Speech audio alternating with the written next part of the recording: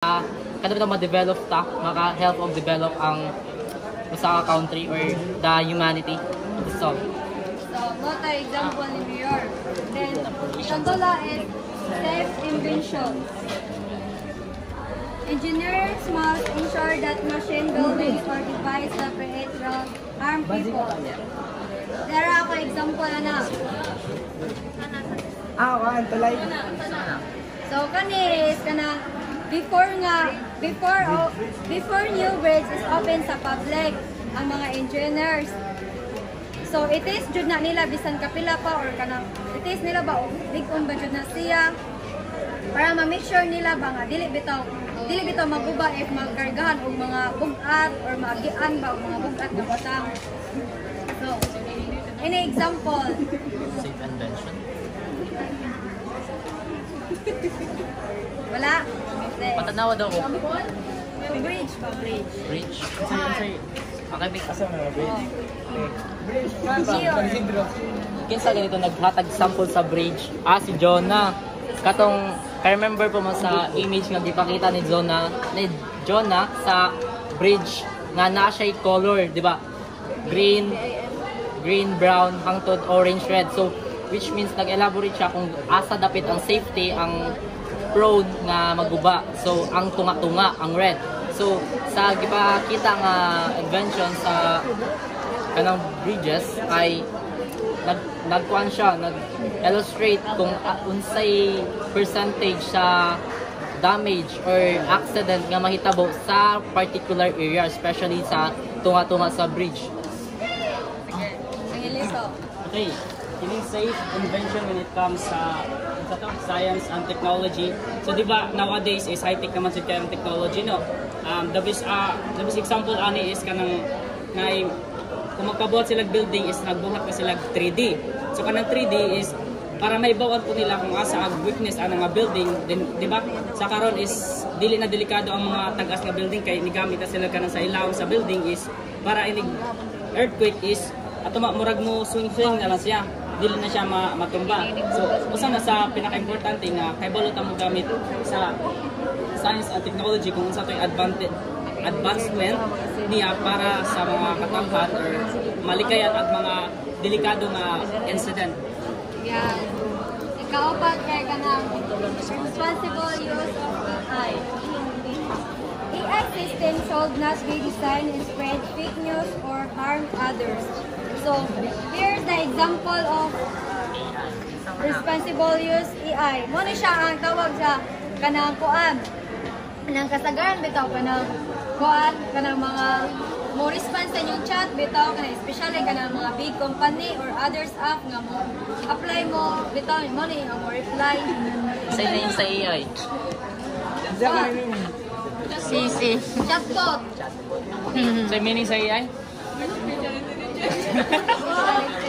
AI chatbot. Smiley. Responsible use of AI, it means na kay ang paggamit sa AI nga kanang bitaw safe siya kanang wala siya bias kanang makita jud nato siya nga kanang makaka-benepisyo bitaw siya kanang sa ato pareha na tong estudyante and then ang kanipod siya kay kuan po siya guided by human values. AI ni siya kay ano man dapat i-short jud nato nga kanang makatabang siya sa tong society ba kanang unsay lagi na i-short nato nga makatabang jud sa society kay kasag nabod ba AI no nga dili jud ba ingon nga tanan kanang kuan jud kanang dili tanan inana ba kanang hinoon po ang AI kanang mali kita lang gingon nga dapat kanang responsible AI dapat magamit jud ni siya kanang dili lang tungod kay kuan pero dapat kanang makaka-benepisyo dito sa ubang tao. Sige, ang Heleto na pa siya lang example. So from the word itself, responsible. So ang pangutana na responsible ba kata sa paggamit sa AI? Dili. Di no. For example ana is mag-answer ka. sa Meta Kaya makarelate, mag-answer ta sa mga activity nga gihatag. Then og dili ta kasabot, mangita tag-assess sa AI. So kana dili man na bawal, dili man kuna kanang dautan. Ang pangutana dyan na is responsible ba ta sa paggamit lagi. Kaya ang uban is ang namagunay negative and positive impact na to. Ang negative ana is kana lagi matapulan ta, di ba? Tapulan na ta is imbes makabalot taon sa English ana is isalig na lang nato sa AI. Kay mao pud lagi kita matapulan man jud lagi ta, mo jud na tinuod nga gusto ta madali ang atong activity. So ang atong buhaton is mag-search na lang ta din unsa to gihatag bisag wala to nasabtan isa to isuwat. So mo na yung negative ana is makatapulan jud siya sa mga estudyante. Usa na ko ana. Sige, Garrett.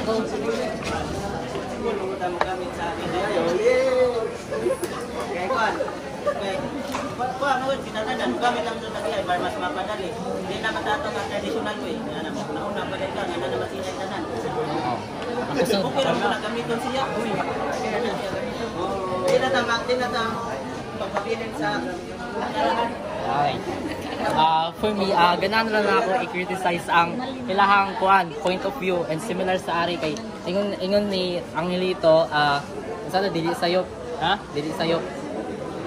Okay, so it really depends sa kanang field kung sayop ba or dili ang paggamit sa AI. So when it comes to research dapat jud dili kanang pinang set aside ang AI, instead we dapat gamiton nato ang ato ang creativity. And the same sa kaalinapon nga unsa tong gi-argue niya na dapat mag-adapta. So nice man siya nga mag-adapta sa modernization. While however ato po siyang huna-hunaon nga dili ta mag-defend sobra sa AI kay unsaon na lang ang kanang human creativity di kayo magamit. So ato pa song illustrate ang mga issue sa paggamit sa AI. So first ang mga writer. So ano ang tanong?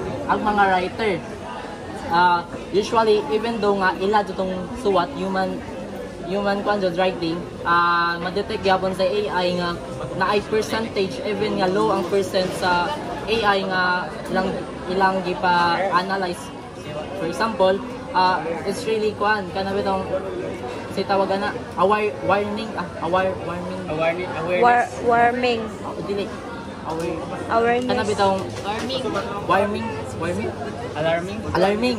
So it's very alarming sa nganong mo detect mag-AI nga human writing bitaw. So it means nga kita nasakop na tag AI. So let's talk about responsible use of AI naman. So it really depends. So siguro magamit nato ang AI pag mukuha come up tag mga idea. So ana ra siguro. So on the other hand, when it comes to academically or kanabitong professionally na butang, dapat yun human creativity natong gamiton para dili masayang ang human creativity or human intellect kay dapat dili gyud i-understand ang inyong kaugalingon kay you're stronger than you think.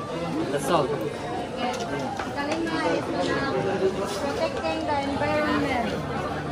Factories should follow rules or prevent pollution and protect natural resources. Mga example sa protecting the environment.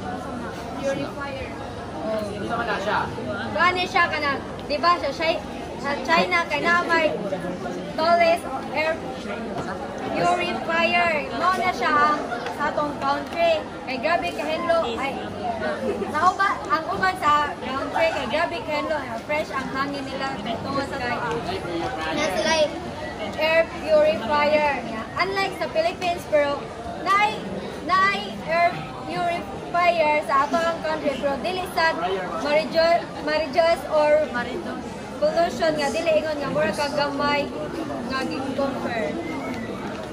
Na example? So may example na sa Philippines.